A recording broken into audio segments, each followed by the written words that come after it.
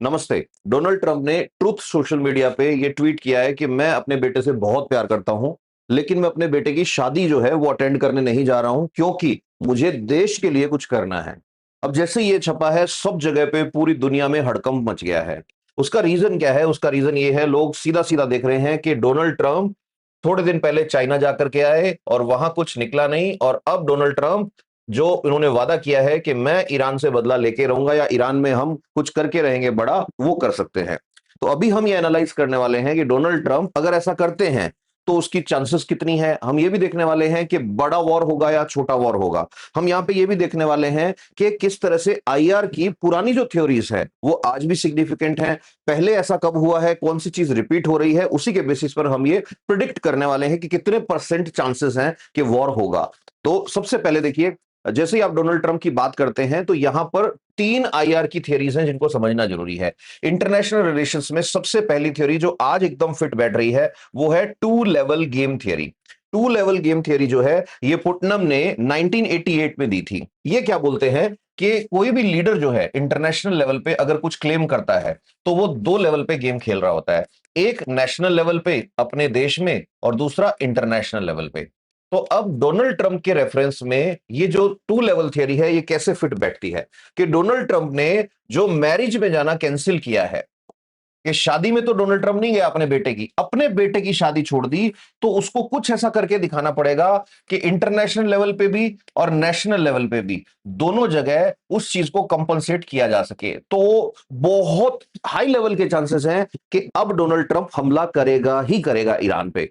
अब ये पहली थियरी है, टू लेवल थियरी, जो ये बता रही है कि ट्रंप ने अपना बेस जो है नेशन में उसको क्रेडिबल बनाने के लिए अब इंटरनेशनल लेवल पे उसको अपना जलवा दिखाना पड़ेगा।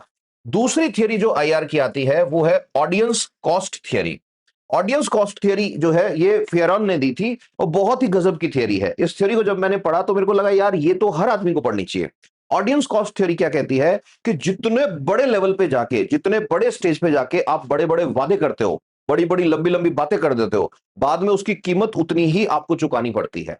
तो आपको पता होगा डोनाल्ड ट्रंप जो है उसने ओपनली प्लेटफॉर्म्स के ऊपर यह बोला है कि ईरान को मैं बख्शूंगा नहीं। उसने ओपनली बोला है ईरान को अपना न्यूक्लियर प्रोग्राम बंद करना पड़ेगा। ओपनली बोला है कि खमनेई का बेटा जो अभी पावर में आया है उसको हम एक्सेप्ट नहीं कर रहे हैं। तो ये ऑडियंस कॉस्ट थियरी कैसे बन रही है ट्रंप के ऊपर?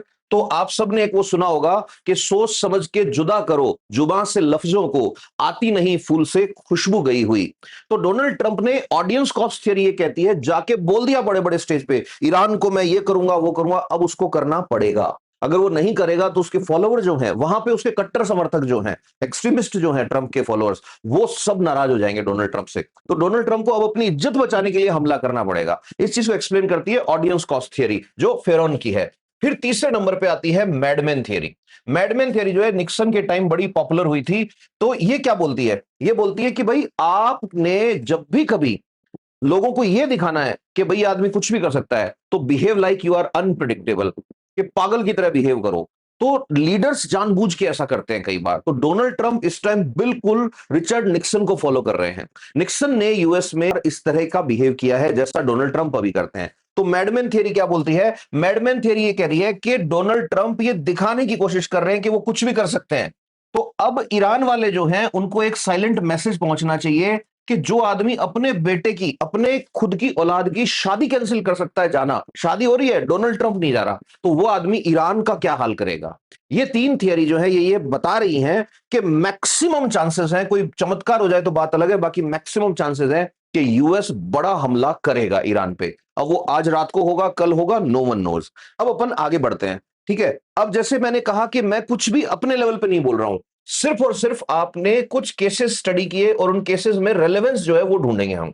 तो आप देखो, सबको पता है 1962 के अंदर क्यूबन मिसाइल क्राइसिस हुए थे। बहुत अच्छे से लोगों को पता होगा कि अमेरिका की धरती के पड़ोस में क्यूबा है। यहां पे क्यूबा जो है, यहां पे रशिया ने लाके और जो परमाणु युद्ध के हथियार थे, न्यूक्लियर वेपन्स थे, वो यहां पे फिट कर दिए थे। तो इस वजह से, और यहां यूएसए ने अपने जहाज खड़े कर दिए थे। तो यहां एटम बॉम्ब पड़े थे रशिया के, जो रशिया यूएस की तरफ मुंह करके खड़ा था, और यहां पे यूएसए तैयार खड़ा था। तो ऐसे लग रहा था कि दुनिया में अब न्यूक्लियर वॉर होने वाली है। तो उस जमाने में, उस टाइम पे अमेरिका में क्या हुआ था, अमेरिका में अचानक से अमेरिकन प्रेसिडेंट जो था उसने अनाउंस किया था कि भाई सारे के सारी मेरे इवेंट्स जो है वो कैंसिल रहेंगे। पूरे टाइम पर व्हाइट हाउस में बैठे रहे वो, और क्लियर कट सिग्नल भेजा था कि ये सिर्फ अब खेल नहीं रहा है, जिद नहीं रही है, ये आपको पीछे हटना पड़ेगा। अब आज डोनाल्ड ट्रंप क्या कर रहा है, सेम चीज रिपीट हो रही है। अगर आप देखेंगे तो मैडमैन थियरी जो हो रही है, उस टाइम पे कैनेडी थे, अब आज डोनाल्ड ट्रंप है। अब डोनाल्ड ट्रंप क्या कह रहे हैं, डोनाल्ड ट्रंप ने न्यूयॉर्क में जो स्पीच देना था उसको छोटा सा कर दिया बिल्कुल, भाग के वाशिंगटन आ गए। आने के बाद ना सिर्फ बेटे की शादी कैंसिल की है, बहामास में शादी चल रही है, बल्कि ओपनली आके सोशल मीडिया पे बोला मैं मेरे बेटे की शादी में नहीं जा रहा हूं। क्यों नहीं जा रहा हूं, कि कुछ बड़ा करना है मेरे को। ठीक है, फिर उसके बाद यहां से अब ये सिग्नल क्या दे रहे हैं, ये सिग्नल दे रहे हैं कि भाई मैं सीरियस हूं, और मैं अगर मेरी फैमिली के लेवल पे इतना सेक्रीफाइस कर रहा हूं तो बाकी लोग भी तैयार रहो। तो यहां ये जो है, ये कंपैरिजन और ये जो तीनों थियोरीज हैं, ये बता रही हैं कि डोनाल्ड ट्रंप हमला तो करेगा। अब अपन आगे बढ़ते हैं। अब अगर मैं ये कह रहा हूं कि डोनाल्ड ट्रंप हमला तो करेगा, तो यहां पे बात आती है कि ऐसे में तीन चीजें जो हैं वो बहुत इंपॉर्टेंस रखती हैं। पहली चीज, मोज्तबा खमनेई, आपको पता होगा सीनियर खमनेई जो है, उनका जो है हत्या हो चुकी है, वो मर चुके हैं। अब सीनियर खमनेई की डेथ हो चुकी है, उनकी जगह उनका बेटा जो है मोज्तबा खमनेई, वो बैठा है पावर के अंदर। अब डोनाल्ड ट्रंप ने इसको अपनी नाक का सवाल बना लिया। डोनाल्ड ट्रंप कह रहा है ये इलेक्टेड लीडर नहीं है, ये हमें स्वीकार ही नहीं है। पिछले एक महीने से डोनाल्ड ट्रंप के जितने स्टेटमेंट, जितने स्पीच आप पढ़ोगे, आपको पता लगे डोनाल्ड ट्रंप कह रहा है एटम बॉम्ब बाद में देखेंगे कि ईरान के पास है या नहीं है, nuclear enrichment, uranium enrichment program बाद में देखेंगे, बाकी सब बाद में देखेंगे, स्ट्रेट ऑफ हॉर्मुज बाद में देखेंगे, ये बंदा मुझे नहीं चाहिए ईरान में। डोनाल्ड ट्रंप अब इसके पीछे पड़ा हुआ है, खमनेई के बेटे को यहां से हटाना है, डोनाल्ड ट्रंप ने नाक का सवाल बना लिया है इसको। तो इस पूरी लड़ाई के सेंटर में अब मोज्तबा खमनेई आगे बैठ गया है। मोज्तबा खमनेई के लिए डोनाल्ड ट्रंप सीधा बोल रहा है कि Khamenei son is unacceptable to me, मुझे ये मंजूर ही नहीं है ये आदमी। तो इसका मतलब पहले जो बात चल रही थी ईरान के साथ कि ईरान के न्यूक्लियर प्रोग्राम से हमें प्रॉब्लम है, अब वो कह रहे हैं न्यूक्लियर प्रोग्राम की बाद में बात है, हमें तो रजीम चेंज करना है। रजीम चेंज का मतलब हमें वहां पे सरकार बदलनी है, हमें तो इस घर की सरकार से ही प्रॉब्लम है। तो उसको ऐसे समझो कि मैं मेरे पड़ोसियों को पहले तो कह रहा था कि आप बहुत तेज लाउड स्पीकर बजा रहे हो जिसकी वजह से मैं सो नहीं पा रहा हूं, तो आप इसको बंद करो। अब उन्होंने बंद करने की बात शुरू कर दी, तो अब मैं जाके बोल रहा हूं कि तुम्हारे दादाजी मुझे पसंद नहीं है, दादा चेंज कर लो, तुम अपना अपना ग्रैंडफादर चेंज करो। डोनाल्ड ट्रंप अब उस लेवल पे आ गया है। फिर दूसरी चीज, पाकिस्तान। भैया पाकिस्तान के सितारे इस मामले में फिर से बुलंद होने वाले हैं। पाकिस्तान एक ऐसी कंट्री बनके उभरा है इस मामले में कि पाकिस्तान इज इनडिस्पेंसेबल इन, मतलब इसको आप अवॉइड कर ही नहीं सकते किसी भी कंडीशन में। तो एक साइड ईरान है, एक साइड यूएसए है, और इन दोनों की बातचीत का एक ही कॉमन जरिया है, वो है पाकिस्तान। अब पाकिस्तान इन दोनों की बात का कॉमन जरिया बना हुआ है, तो फ्यूचर में जो भी गवर्नमेंट ईरान के अंदर सस्टेन करेगी, बहुत इंपॉर्टेंट बात सुनना, वो गवर्नमेंट ऑब्वियसली पाकिस्तान की एहसानमंद रहेगी। अब ऐसी कंडीशन अगर होने वाली है तो शायद इसीलिए आप अगर देखोगे तो यहां पे एक एक्सेस बन रहा है। वो एक्सेस क्या बन रहा है कि ईरान, पाकिस्तान और सऊदी, यहां तक के इजिप्ट और टर्की, ये सारे एक जगह पे आके बैठ गए हैं, सब एक दूसरे के दोस्त होते जा रहे हैं। अब ये सब एक दूसरे के दोस्त होते जा रहे हैं, तो इंडिया को फ्यूचर में ईरान का ऑप्शन चाहिएगा। इसीलिए अगर आपको याद हो तो इंडिया अभी अभी यूएई विजिट किया इंडिया के रिप्रेजेंटेटिव्स ने, जिनमें इंडिया के प्राइम मिनिस्टर भी थे, और उन्होंने यूएई में जाके अबू धाबी के अंदर क्या बोला है कि यूएई तो मेरा दूसरा घर है। ये जो चीजें हैं ये इंडिकेट कर रही हैं कि काफी समय से अंदाजा था कि कुछ बड़ा होने वाला है। फिर उसके बाद इधर आते हैं, तीसरी चीज है सिक्योरिटी डिलेमा। ये बहुत इंपॉर्टेंट चीज है। सिक्योरिटी डिलेमा क्या कह रहा है, सिक्योरिटी डिलेमा की जो जार्विस की जो थ्योरी है उसके अंदर क्या कह रहा है कि देखो, ईरान यहां पर बैठ के एक चीज देखे जा रहा है कि क्या देख रहा है, ईरान देख रहा है कि अमेरिका ने काफी साल पहले इराक को बर्बाद किया था। ठीक है साहब, इराक को बर्बाद किया, और इराक के पास कोई एटम बॉम्ब नहीं था, कोई बड़ा बॉम्ब इराक के पास नहीं था, और इराक को बर्बाद कर दिया। फिर इसी यूएसए ने हमला किया था किस पे, गद्दाफी के लीबिया पे। याद होगा ट्रिपोली के अंदर बहुत बड़ा हुआ था जहां पे गद्दाफी को मार दिया था लोगों ने, इसके पास भी एटम बॉम्ब नहीं था। अब यूएसए को दो और कंट्री से चिढ़ है, एक रशिया से और एक नॉर्थ कोरिया से।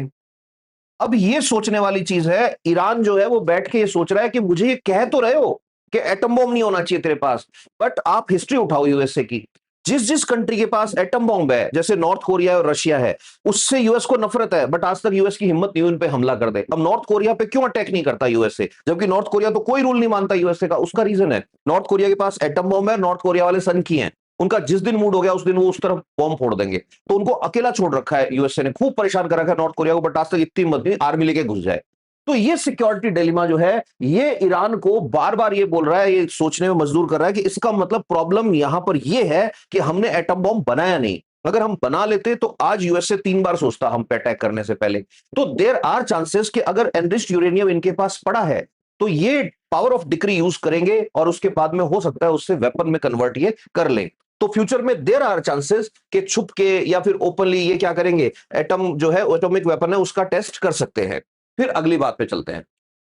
बहुत इंपॉर्टेंट चीज है कि यहां पे डोनाल्ड ट्रंप जो है, डोनाल्ड ट्रंप ने ये जो शादी कैंसिल करी है, इसमें एक तरह से चेस का जैसे चलता है शतरंज, एक चाल से दो लोगों को मार देते हैं ऐसे।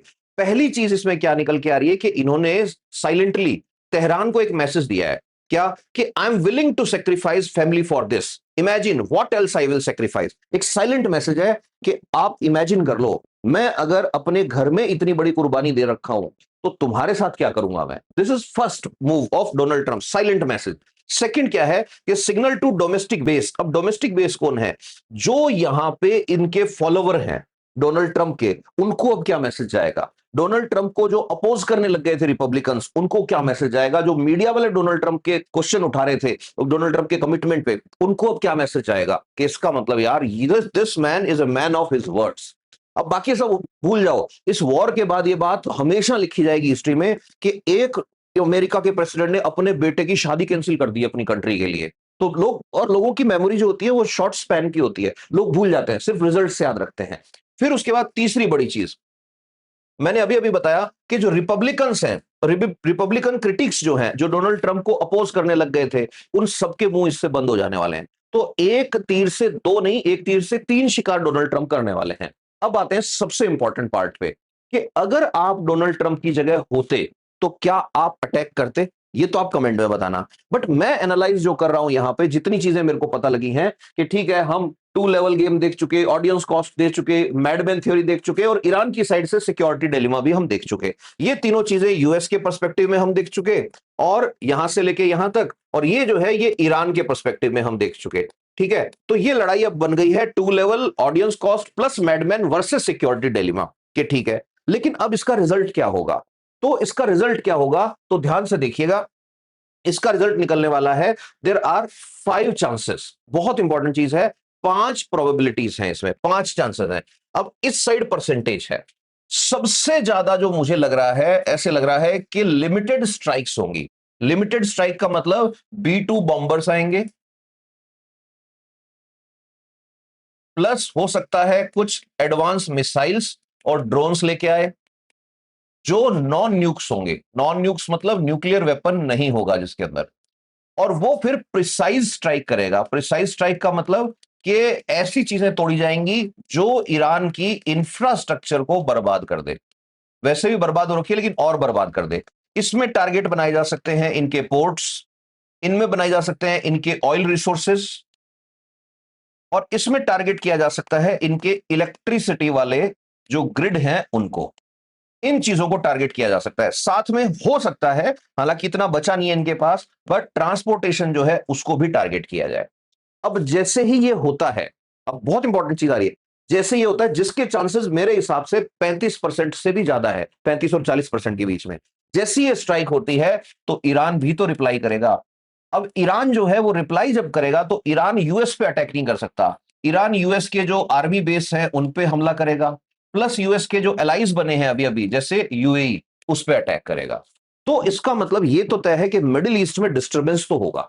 उसके बाद दूसरे चांस क्या हो सकते हैं। दूसरे नंबर पे मैंने अभी अभी बताया कि इस पूरी सिचुएशन से अब सिर्फ और सिर्फ पाकिस्तान अगर कोई डील करवा दे इनके बीच में तो हो सकता है टाल सकता है।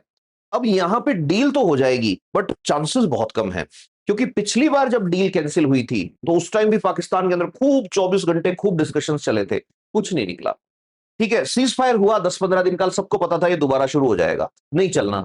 अब तो बड़ी बात यह है कि वो ट्रंप अपने ईगो पे लेके बैठ जाएगा, मैंने मेरे बेटे की शादी कैंसिल कर दी भाई, मेरे को मेरे जो सगे संबंधी से जो मिलना था वो कैंसिल कर दिया, मैंने ये नहीं देखा मेरे बेटे को दहेज में क्या मिल रहा है। तो ये बहुत बड़ी बात हो जाएगी। फिर तीसरे नंबर पे स्टेटस को ड्रिफ्ट हो जाए। स्टेटस को ड्रिफ्ट मतलब एक बार थोड़ा एस्केलेट होगा और बाद में कह रहे हैं ठीक है यार जैसे चल रहा है चलने दो। एक चांस कम है जो बहुत मेजर एस्केलेशन। मेजर एस्केलेशन में क्या हो सकता है कि यूएसए ने अटैक कर दिया, इधर से ईरान जो है उसने भी फुल फ्लैश अटैक कर दिया। इसके चांसेस कम है, 20% से भी कम है।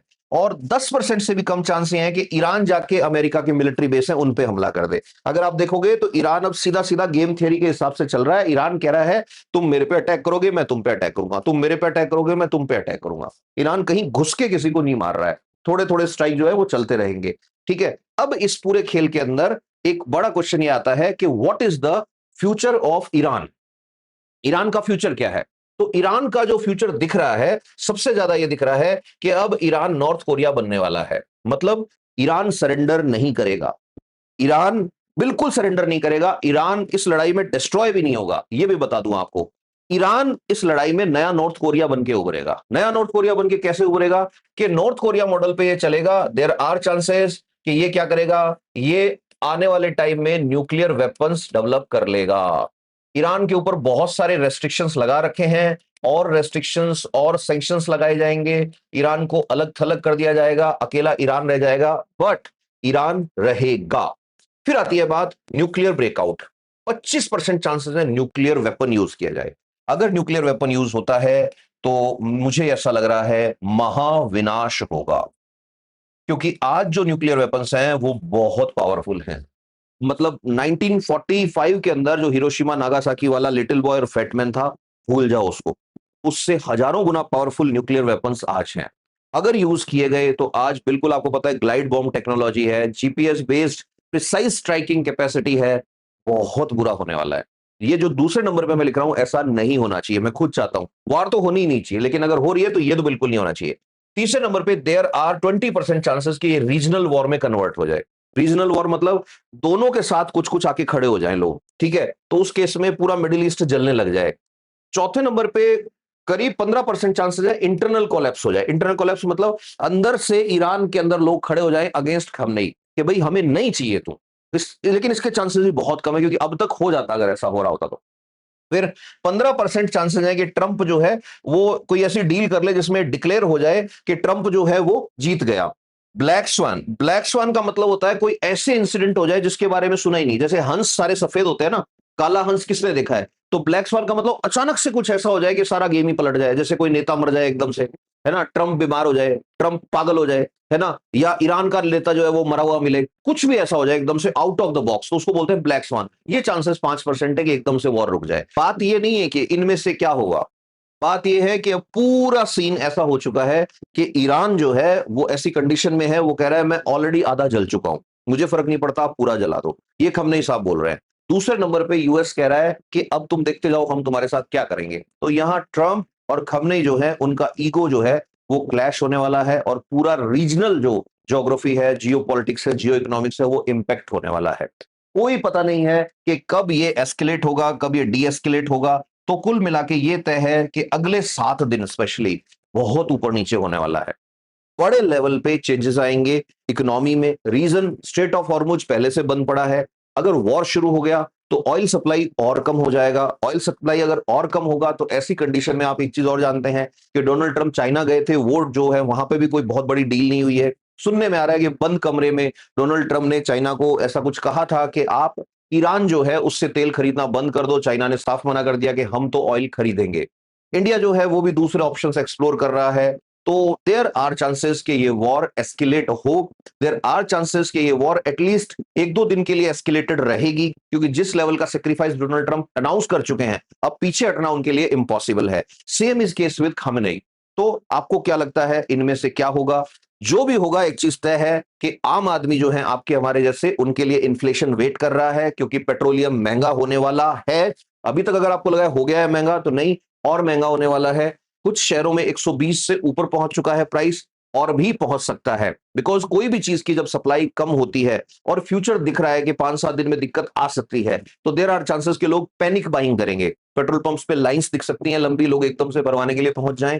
और अगर ऐसा होता है तो गैस और पेट्रोल का इश्यू जो है वो एक और चीज को हिट कर सकता है कि इन्फ्लेशन ऑटोमेटिकली आ जाएगा। अगर पेट्रोल और गैस के प्राइस बढ़ेंगे तो ऑब्वियसली रेस्टोरेंट्स में खाने के, ट्रांसपोर्टेशन के, चीजों के, हर चीज के प्राइसेस बढ़ने वाले हैं।